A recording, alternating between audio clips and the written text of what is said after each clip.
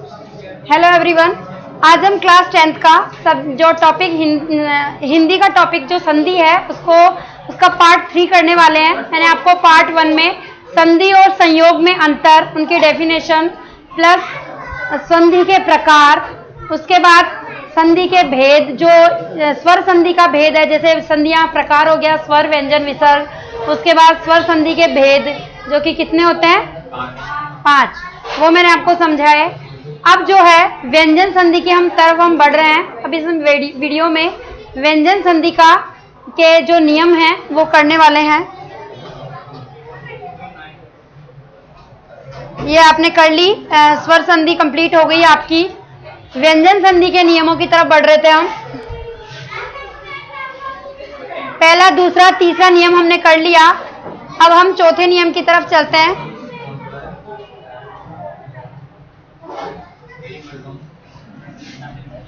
Fourth नियम हमें क्या कह रहा है? यदि मैं के आगे, मतलब ये हो गया कि इधर तो क्या हो गया? मैं।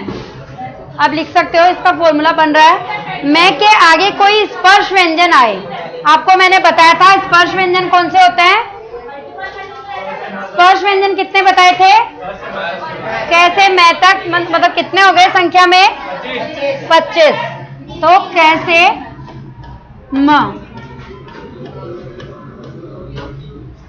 जो पूरे स्पर्श व्यंजन है कैसे मैं तक, इनको कहते हैं स्पर्श व्यंजन।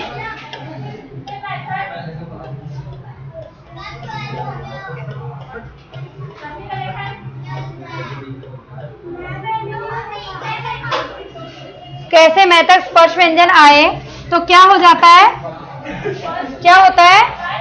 पांचवें वर्ण में चेंज हो जाता है। मैं का जो है, ये मैं का जो है किसमें चेंज हो जाएगा? 5वां वर्ण में। माँ का, मैं का,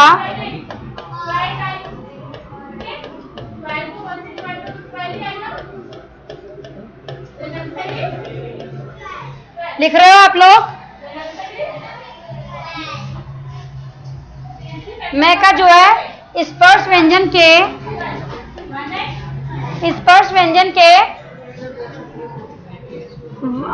अंतिम जो स्पर्श व्यंजन है उसका जो वर्ग होता है,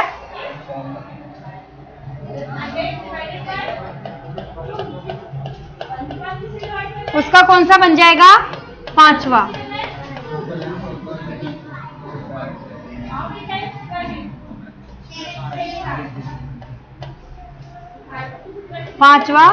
जो है वर्ण बन जाएगा। अब आप इसको एग्जाम्पल के थ्रू देखिए कैसे बनेगा। कैसे मैं जो होगा और इधर मैं होगा तो स्पर्श व्यंजन के वर्ग का 5वां हो जाएगा। आपको पता है ये कितने वर्ग हैं पूरे? इसमें 5 वर्ग हैं। मतलब क, च, ट, त, प हो गए ना। क, च, ट, त, प, तो ये 5 वर्ग है। तो क का तो 5वां कौन सा हो गया? अब इस क का 5वां कौन सा हो जाएगा? इस तरह से आपको पता होना चाहिए। फिर च का 5वां ये है ना, फिर ट का न, फिर त का न, फिर लास्ट प का म। अब आप देखिए एग्जाम्पल के थ्रू, ये शब्द है शंकर। अब इसमें ये क्या आया? क। तो यहाँ ये मैं है ना, अब इसका ये डॉट लग गया, इसका मतलब ये 5वां है। 5वां वर्ण ये बन गया। ये डॉट का मतलब ही यहाँ क्या है? ये वाला अणय है ना। इसको हम इस तरह से भी लिख सकते हैं, है ना। तो ये जो है 5वां हो गया। अब इसमें है च, संचय। तो यहाँ जो है विसर्ग आया है, ये 5वें वर्ण का है। इसको हम तोड़ेंगे तो ये च का 5वां वर्ण कौन सा होता है? तो हम इसको अगर तोड़ के लिखेंगे ना तो ये इस तरह से होगा। ये फिर च, ये अगर इस डॉट का कोई मतलब पूछे तो ये 5वां ये वर्ण है, ये ध्यान रखना है। यहाँ इस डॉट का ये मतलब है। फिर है ये घंटा, ट का अणय हो गया। फिर इस तरह से आगे बढ़ते जाएंगे और इनके जो 5वें वर्ण बनते जा रहे हैं। संतोष, न हो गया ना इसका, त थ द द न, त का न हो गया। ये देखो ये तय और ये न बन गया, पांचवा हो गया। तो इस तरह से स्वयंभू ये पांचवा हो गया। तो इस तरह से जो है पूरे ये इसमें इधर मैं हो और इधर कैसे मैं तक हो स्पर्श व्यंजन, तो उसका पांचवा वर्ण बन जाता है। ये संधि का नियम नंबर 4 था। नियम नंबर 5 देखिए, यदि मैं के आगे कोई अंतस्थ या ऊष्म व्यंजन आए। अब आपको ये ध्यान रखना है कि अंतस्थ और ऊष्म व्यंजन होते कौन से हैं, तो आप नोट कर सकते हैं अंतस्थ कौन से हैं, ऊष्म व्यंजन कौन से हैं, और श है ये तो हो गए, और एक संयुक्त। चलो इसमें ये देख लो पहले, अंतस्थ और ऊष्म व्यंजन आए अर्थात ये लव श है, तो इसका मतलब अंतस्थ तो कौन से हैं,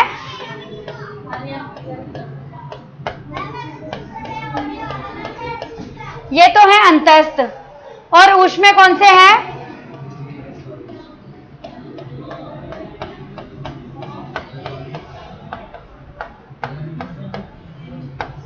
ठीक है, ये आए।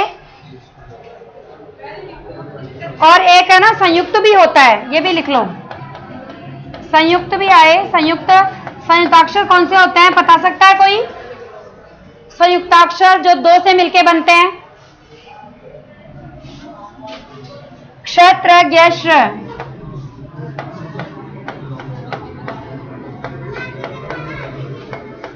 ये संयुक्ताक्षर होते हैं। क्ष किससे मिलके बनता है? क और श से मिलके बनता है क्ष, त और र से मिलके बनता है त्र, ज और ण से मिलके बनता है ज्ञ, और श और र से मिलके बनता है श। इसीलिए ये दो से मिलके बनते हैं, दो वर्णों से, इसीलिए क्या कहलाते हैं? संयुक्ताक्षर। तो अब ये जो तीनों हैं, ये तो इस साइड आए, इधर तो आए मैं, दे रखा है ना, ये तो इधर तो आए मैं, और इसके आगे आए ये, इनमें से कोई सा भी अंतस्थ हो सकता है, मतलब ये लव में से कोई हो सकता है, ऊष्मी हो सकता है, श में से कोई हो सकता है, संयुक्त हो सकता है, क्षत्र ज्ञ में से कोई हो सकता है, पर इधर मैं आना चाहिए। तो क्या हो जाता है? मैं की जगह क्या हो जाता है? मैं के स्थान पर क्या हो जाता है? अनुस्वार। अनुस्वार का क्या मतलब है? ये डॉट है ना, अनुस्वार हो जाता है। अब आप इसमें देखो, संसार, ये मैं आया इधर तो, और इधर ये रहा, कौन सा है ये? ऊष्म। ऊष्म क्यों कहते हैं इसको? क्योंकि इनको बोलने से हमारे मुंह से हवा जो है ना बाहर निकलती है, एक झट ऐसे, मतलब गर्म हवा मुंह से बाहर निकलती है एक तेजी से, श निकलती है ना तेजी से बाहर, इसीलिए इनको ऊष्म व्यंजन कहते हैं। तो ये आ गया यहाँ पर स, और ये इधर मैं हो गया और इधर स हो गया, तो इसकी जगह क्या आएगा? अनुस्वार, और ये अनुस्वार हो गया। ठीक है, फिर है ये इधर मैं ही आया है, इधर योग, ये योग, ये कौन सा है? अंतस्थ, तो ये बन गया संयोग, अनुस्वार बन गया, अनुस्वार में कन्वर्ट हो गया। स्वयंवर, अब ये मैं आ गया और ये वह आ गया, वह किसका है? ये लव, तो ये हो गया स्वयंवर, अनुस्वार में कन्वर्ट हो गया।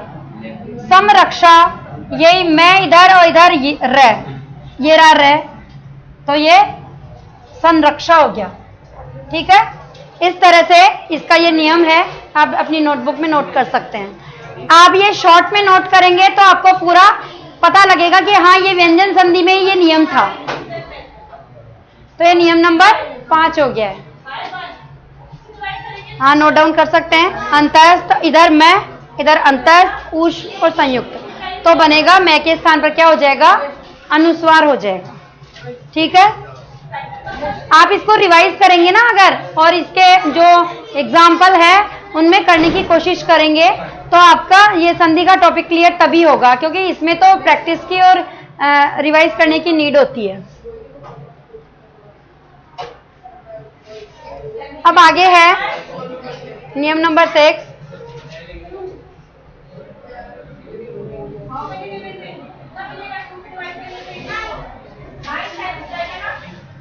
हाँ देखिए, यदि तय और दय के आगे, इधर तो तय और दय हो, मतलब या तो तय हो या दय हो। इसका तो मैं शॉर्ट में है ना आपको पूरा एक साथ लिखवा देती हूँ, आप लिख लीजिए। अलग से लिखवा रही हूँ, आप लिख सकते हैं। ये आपको उसमें जो है अलग उसमें लिखा हुआ नहीं मिलेगा, लेकिन आप इसको लिख सकते हैं। इधर तो सब जगह तय और दय आए और इधर च आए, ठीक है, तो क्या हो जाता है, च हो जाता है। इधर सेम वही चलेगा, इधर 6 हो जाएगा, इधर 6 आए तो क्या हो जाता है, आधा च और 6 बन जाता है, ठीक है। इधर वो सेम ही चलेंगे, समझ रहे हो ना, तय दे ही चलेंगे। इधर तय दे हो और इधर जय हो, क्या बन जाएगा, आधा जय और पूरा जय, ठीक है। उसके बाद न हो तो भी क्या बन जाएगा, इधर तय दे ही होने चाहिए तो ड हो जाएगा। उसके ये सेम चलेगा। उसके बाद तय हो, तय वाला भी सेम चलेगा, इसमें जो है आधा तय और पूरा तय रह जाएगा। नीचे लिखवा रही हूं मैं, ये इंडेक्स आप बना लोगे ना तो इसमें ये सारे नियम क्लियर हो जाएंगे। बस आपको ये ध्यान रखना, इधर तय दय आना चाहिए और इधर च छ ज ड ट। आगे लिखवा रही हूं ल, इधर सेम चलेगा, तय और दई होगा। इधर ल हो तो वो क्या हो जाएगा, आधा ल और पूरा ल हो जाएगा, ठीक है। फिर उसके बाद ये है स्पेशल है का चेंज होता है, इसलिए इसको ध्यान रखें, कई बार एग्जाम में आया हुआ है ये। इधर तय और द में से हो और इधर है हो तो क्या हो जाता है, वो है आधा द और ध में कन्वर्ट हो जाता है। और इधर श हो, इधर तय दई होगा, इधर श हो तो किस में कन्वर्ट हो जाता है, च और छ में।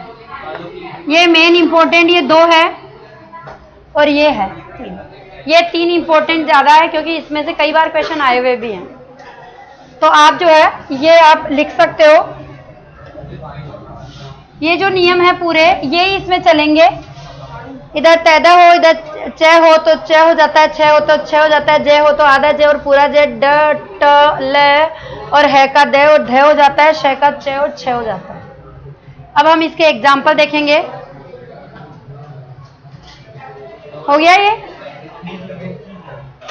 इसको लिख सकते हो आप। और इसको लर्न करने का सबसे इजी तरीका है ये, इस तरह से इंडेक्स बना के बस इधर ध्यान रखना है आपको, और ये किस में कन्वर्ट होंगे बस ये ध्यान रखना है। फिर उसके बाद वर्ड आएगा उस पर अप्लाई करना है, पता लग जाएगा आपको कि कौन सा शब्द किस में कैसे बनेगा।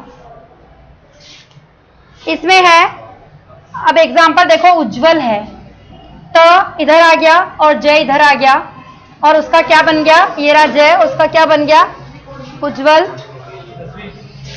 विपज्जाल, यही विपज्जाल बन गया। सज्जन का सज्जन बन गया, सज जाति का सज्जाति बन गया। आगे देख लो, श आए तो छ हो जाता है, ये इसमें से देख लो आप, ये रहा छ और ये च और छ हो गया।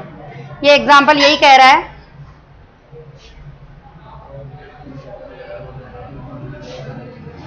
सचित, सचित, ये च का बन गया था ना, ये रहा, ये वाले का है। तत्शरीर, श कहाँ है, ये रहा, इसका छ बन जाएगा ना, तो इसमें तत्शरीर बन गया, ये बन गया तत्शरीर। फिर है उत्हार, देखो है ये रहा है, इसका क्या बनेगा, द। उत प्लस हार उद्धार। ये देखो, ये एग्जाम्पल कई बार आया हुआ है और सेम यही एग्जाम्पल। उद्धार का तो बहुत बार आया हुआ एग्जाम्पल है, इंपॉर्टेंट है उद्धार शब्द, इसको बहुत बार एग्जाम में आता है ये उद्धार। तत्हित, वही बन गया तद्दित, द बन जाएगा, ये रहा, ये बन जाएगा, ठीक है। ये वाला आप लिख सकते हो। इनका ध्यान रखते हुए आप अगर संधि विच्छेद करेंगे तो आपका इजीली हो जाएगा। बस एक फॉर्मूला याद करने की जरूरत है, फिर आप संधि कहीं आपकी रॉन्ग नहीं होने वाली है अगर आपने ये फॉर्मूलाज लर्न कर लिए तो। आगे बढ़े, आगे देखो,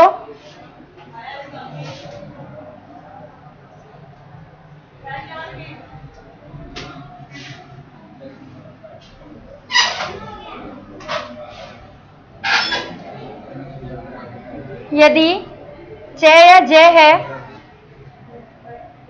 उसके बाद अगर न आए तो न के स्थान पर या यांजा हो जाता है। देखो ज, ये च या ज के बाद च या ज, यहाँ पे ज है, उसके बाद क्या आ रहा है, न आ रहा है, तो क्या हो जाएगा, गे हो जाएगा, गे हो जाएगा। इस गे किससे मिलके बनता है,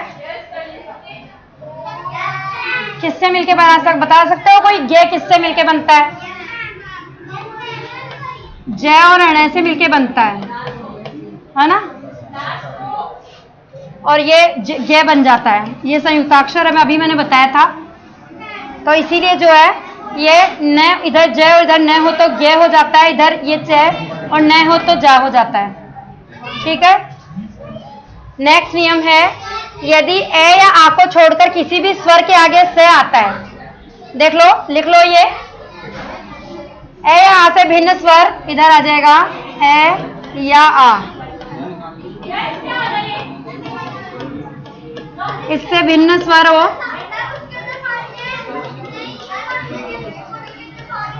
इधर तो ए या से भिन्न स्वर हो और इधर क्या हो, से, तो क्या हो जाता है, श हो जाता है। देखो ये अभिषेक वर्ड है, इसमें ये क्या है, श है, और अगर इसका संधि विच्छेद करेंगे तो इस, देखो ए या आ से भिन्न, ये ए या आ से भिन्न है कि नहीं है, क्या है ये, ई है ना, इधर ई है ना और इधर से है, इसने बोला है ए या आ से भिन्न स्वर प्लस से, सपेरा वाला से हो। देखो आप, सपेरा ये से है और इसके बाद इसमें क्या बन गया, ये श बन गया, इस नियम के हिसाब से षटकोण वाला श बन जाता है। विषम, इसका वी प्लस सम, सम कौन सा, सपेरा वाला से आएगा यहाँ, और ये फिर षटकोण वाला बन जाएगा श। ठीक है ना। फिर है निषेध, देखो नी प्लस सेध, स बन गया ये वाला, इसका विच्छेद करें, इसको अगर हम संधि करेंगे तो निषेध हो जाएगा, ये नी प्लस सेध और निषेध, श बन जाएगा, ये स जो है इसमें कन्वर्ट हो जाएगा श में।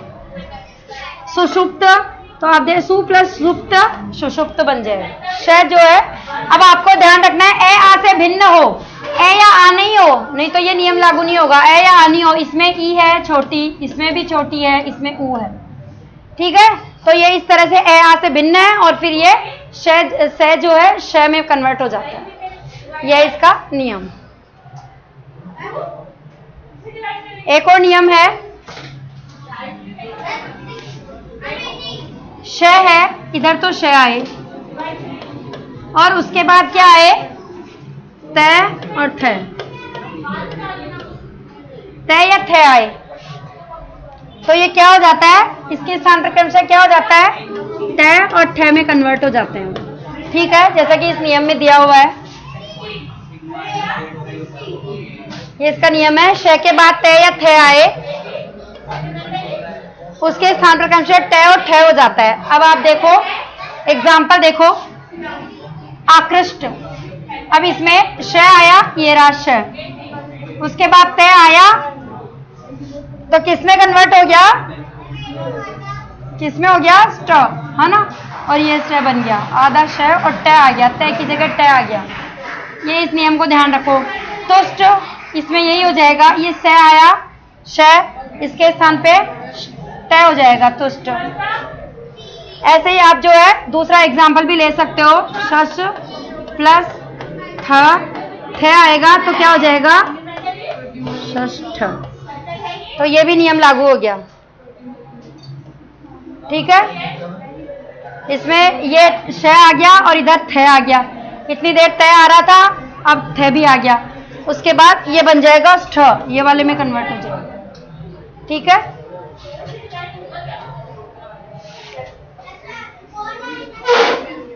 हाँ ये आ गया, एग्जाम्पल आगे भी दे रखे हैं। ये प्रश प्लस ठ, पृष्ठ, वही थ की जगह ष्ठ बन गया, इसमें भी स की जगह ष्ठ बन गया।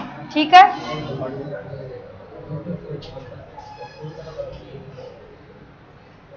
अब ये देखो, कई बार ये एग्जाम्पल भी इंपॉर्टेंट है, ये वाला जो है नियम।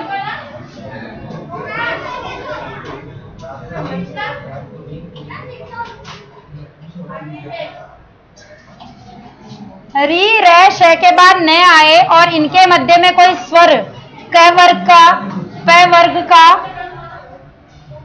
किस किस का, क वर्ग, प वर्ग, अनुस्वार या यह वह है में से कोई वर्ण आए तो न का क्या हो जाता है, अण। ये ध्यान रखना है आपको कि न का क्या हो जाता है, अण हो जाता है। अब देखो आप इसमें एग्जाम्पल में भर प्लस अन, भरण, देखो न का क्या हो गया, अण हो गया। ये र आ रहा है इधर और इसके मध्य में कोई स्वर आए, स्वर आ ही रहा है हमारे सामने, ए है, स्वर है, ठीक है। भूषण अण है और ये इधर न का अण हो गया है, ये न का अण हुआ है, न के स्थान पर अण हो जाता है। रामायण, ये कई बार आया हुआ शब्द है रामायण, राम प्लस अयन, रामायण। आपसे संधि विच्छेद पूछा जा सकता है रामायण का, तो आपको ध्यान रखना है, ऐसा नहीं है कि अण ही करके आ जाओ, न आएगा, न का फिर क्या हो जाता है, अण हो जाता है। आपके ऑप्शन में भी आएंगे तो ऑप्शन में अण भी आएगा, यहाँ न भी आएगा, ना भी आएगा, अलग अलग शब्द आएंगे जो आपको कंफ्यूज करेंगे, इसलिए आपको ध्यान रखना है। परिमाण न का फिर अण हो जाएगा, परि प्लस मान, ऋण न का अण हो जाएगा, ये ध्यान रखना है। ये थी हमारी व्यंजन संधि, इसके नियम। इन नियमों को अगर आपने कंठस्थ कर लिया तो व्यंजन संधि आपकी कहीं रॉन्ग नहीं होने वाली है। लास्ट ईयर व्यंजन संधि की डेफिनेशन आ गई थी, इस साल हो सकता है एग्जाम्पल दे दे, या फिर आपको स्वर संधि या विसर्ग संधि की डेफिनेशन दे दे, है ना, या फिर अंतर दे दे, पूछ ले कि स्वर और व्यंजन संधि में अंतर बताते हुए उदाहरण सहित बताइए। तो आपको इनके नियम और इनके जो परिभाषाएं हैं वो अच्छे से लर्न होनी चाहिए। अब है तीसरी और लास्ट विसर्ग संधि। ये तीसरी और लास्ट है आपकी विसर्ग संधि। अब आप जानते होंगे विसर्ग का साइन कौन सा होता है, हाँ, ये आपके संस्कृत में भी आपने पढ़ी होगी, संस्कृत में ज्यादा यूज होता है इन विसर्गों का, हिंदी में बहुत कम होता है। विसर्गों का प्रयोग संस्कृत को छोड़कर संसार की किसी की भाषा में और संसार की किसी भाषा में विसर्ग का प्रयोग नहीं होता है। हिंदी में तो होता ही है, कम होता है, लेकिन संस्कृत में ज्यादा होता है हिंदी की तुलना में। तो विसर्ग का प्रयोग जो है संस्कृत भाषा को छोड़कर किसी और अन्य भाषा में नहीं होता है। हिंदी में भी विसर्गों का प्रयोग नहीं के बराबर होता है, मतलब बहुत कम होता है। हिंदी में विसर्गों का प्रयोग बहुत कम होता है। कुछ इन्हें गिने विसर्ग युक्त शब्द हिंदी में प्रयुक्त होते हैं।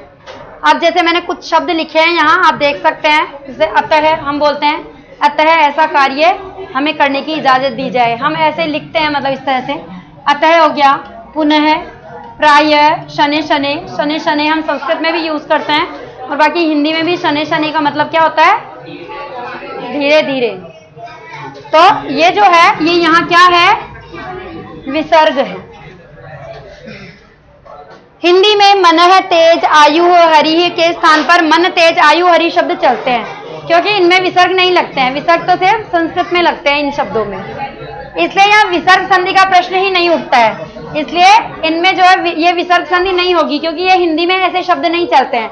ये तो फिर शब्द कौन से बन जाएंगे, संस्कृत के बन जाएंगे, ये तो फिर ये हिंदी के शब्द नहीं रह जाएंगे, ये संस्कृत के शब्द बन जाएंगे।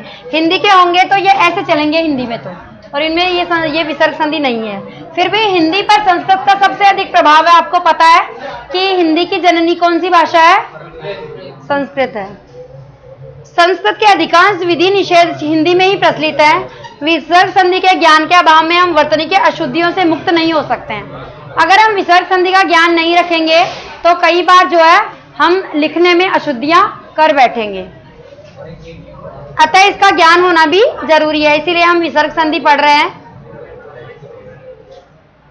विसर्ग के साथ स्वर या व्यंजन के संयोग से जो विकार होता है, अब ये डेफिनेशन हो गई तुम्हारी विसर्ग संधि की। विसर्ग के साथ स्वर या व्यंजन, अभी व्यंजन का भी मैंने ऐसे ही बताया था, व्यंजन प्लस व्यंजन व्यंजन, व्यंजन प्लस स्वर व्यंजन, फिर स्वर प्लस व्यंजन व्यंजन।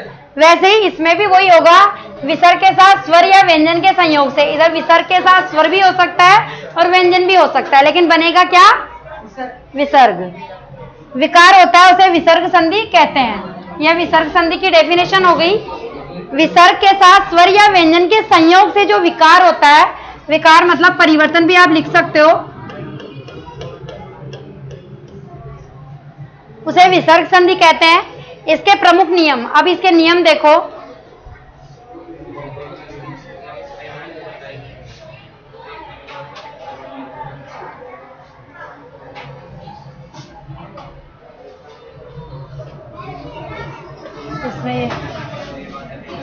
इसमें जो है थोड़ी गड़बड़ हो रही है।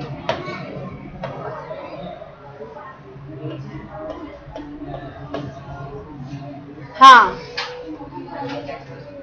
देखो, यदि विसर्ग के आगे श श स आए तो वह क्रमशः श श स में बदल जाता है। अब देखो, ये आपको मतलब ये आएंगे ना विसर्ग के आगे, तो इनके डबल हो जाएंगे, मतलब आधे आधे आगे और जुड़ जाएंगे। अब देखो, नी प्लस शंख, अब ये श आया, ये रहा श। अब जो है इस विसर्ग जो विसर्ग है ये किस में कन्वर्ट हो जाएगा? वापस इसी आधे श में। तो मैंने बताया ये क्रमशः क्या हो जाएगा, मतलब ये वाला तो ये बन जाएगा। विसर्ग के स्थान पर क्या हो जाएगा, मतलब कहने का मतलब है इधर विसर्ग प्लस श, इसका ये फॉर्मूला बन जाएगा। ये आएंगे तो क्या बन जाएगा, विसर्ग के स्थान पर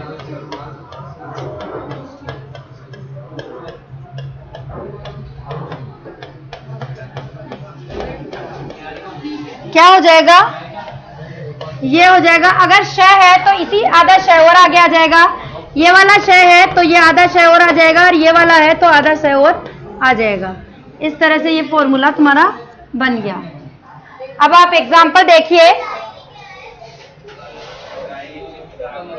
निशंक, देखो ये बन गया आधा श, दुशासन, दुशासन स बन गया, निसंदेह स वापस बन गया, निसंग ये वापस स बन गया। ठीक है, इस तरह से जो है ये विसर्ग के स्थान पर चेंज हो गए।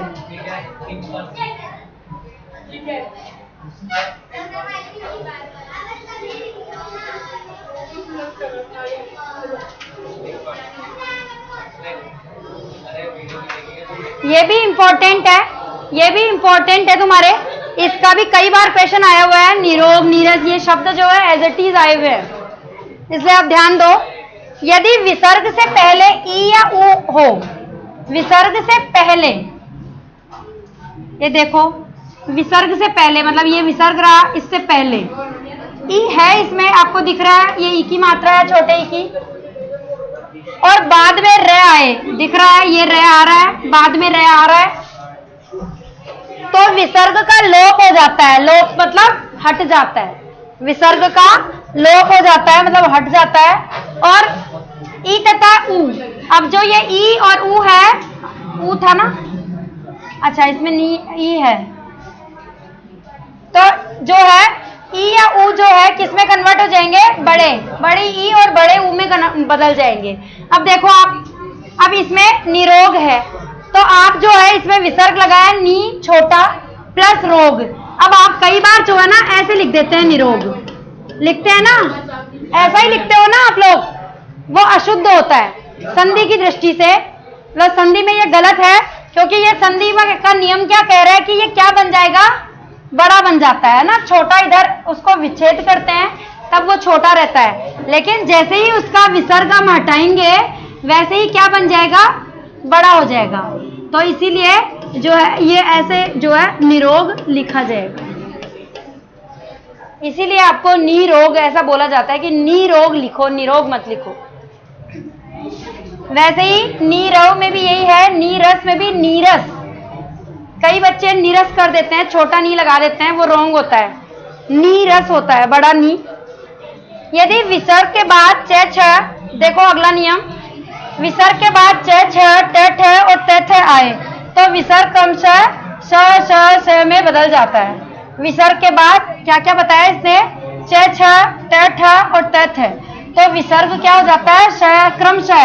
क्रमशः का मतलब है कि ये तो श हो जाएगा और ये वाला ठ में श हो जाएगा और ये स जो है इसके साथ ये हो जाएगा। ऐसे है ये क्रमशः। जैसे नी प्लस तार, निस्तार। विसर्ग के बाद च छ तय आ रहा है ना, ये तय आ रहा है, इसीलिए तय जो है किसमें कन्वर्ट हो रहा है, स में, इसीलिए ये वाला स आएगा। अब यहाँ च है, च किसमें कन्वर्ट हो रहा है, श में, इसीलिए यहाँ श आएगा। ये श है, इसमें आधा, आप ऐसे भी लिख सकते हो, इसको ऐसे भी लिख सकते हो तो भी वो सही है, और ये ऐसे लिखा गया है वो भी सही है। अब ये छ, तो छ किसमें कन्वर्ट होता है, श में, इसीलिए यहाँ ये श आ गया। धनुष टंकार, टे वाला इसमें श में कन्वर्ट होता है, इसलिए धनुष टंकार आ गया। निठुर, निष्ठुर आ गया, क्योंकि ठ किसमें कन्वर्ट हो रहा है, श में, इसीलिए निष्ठुर आ गया। ठीक है, ये नियम नंबर 3 था। नियम नंबर 4 देखो, विसर्ग के बाद क ख प फ रहने पर विसर्ग में कोई विकार नहीं होता। विसर्ग के बाद, अब देखो ये भी इंपॉर्टेंट है, अगर विसर्ग के बाद क ख प फ इन 4 में से कोई सा भी आए तो विसर्ग में कोई परिवर्तन नहीं होता है। देखो प्रातः काल हम ऐसे ही लिखते हैं, ऐसे ही लिखते हैं ना, विसर्ग का लोप नहीं होता है। कब, जब क आए, इधर ख आ जाए, प आ जाए या फ आ जाए, इधर क आ रहा है इसीलिए ये विसर्ग एज इट इज रहेगा। इधर भी विसर्ग आ रहा है इधर, लेकिन प आ रहा है इसीलिए ये पय है पान, ये एज इट इज रहेगा विसर्ग। अंतःकरण, ये अंतःकरण इसीलिए हम ऐसा लिखते हैं। विच्छेद करेंगे तो ये एक तरह से ये, इसमें ये तो क्या कहलाएगा, संयोग है ना, ये संयोग हो गया ना, क्योंकि संयोग में तो ऐसे के ऐसे शब्दों को लिख देते हैं वापस, कोई परिवर्तन नहीं होता उसमें। तो एक तरह से ये इसमें भी ये संयोग ही हो रहा है, एज इट इज लिखा है ना मिला के, बस विसर्ग का लोप नहीं किया है। यदि विसर्ग से पहले ए या ओ को छोड़कर, विसर्ग से पहले ए या आ को छोड़कर, यानी ए या ए को हटाकर कोई स्वर हो, ए या आ से भिन्न स्वर हो, और बाद में वर्ग के तृतीय, चतुर्थ और पंचम वर्ण, ये मैंने पहले लिखवाया था, तृतीय, चतुर्थ और पंचम वर्ण अथवा य लव में से कोई वर्ण आए तो विसर्ग र में बदल जाता है। विसर्ग र में बदल जाता है, कैसे देखिए, विसर्ग से पहले ए या आ से भिन्न, मतलब ये इसका मतलब ये ए आ से भिन्न है ना, ए आ से भिन्न है, ए आ नहीं है, ऊ है, उसको छोड़कर कोई स्वर हो है, और वर्ग के तृतीय, चतुर्थ और पंचम वर्ण, तो ये कौन सा है, कौन सा वर्ण है, तृतीय, चतुर्थ या पंचम, पंचम, पंचम वर्ण है ये, क्योंकि त थ द ध न लास्ट में है ना, तो पंचम वर्ण हुआ। वगैरह भी याद कर लेना, नवे नहीं है तो ये जो है न, ये पंचम वर्ण हो गया, इसीलिए जो है ये लव में से कोई वर्ण आए तो हमारे तो जो है यही आ गया, पंचम वर्ण ही आ गया। तो क्या होगा, तो विसर्ग किसमें, अब ये विसर्ग किसमें चेंज हो जाएगा, र में, और ये र में चेंज हो जाएगा, मतलब ये र, क्योंकि ये कौन सा है, ये वाला र है। दुर्निवार, दुर्बोध, निर्गुण, ये विसर्ग हट गया और ये ऊपर लग गया, र बन गया। तो ये है नियम नंबर 5 है ये इसका।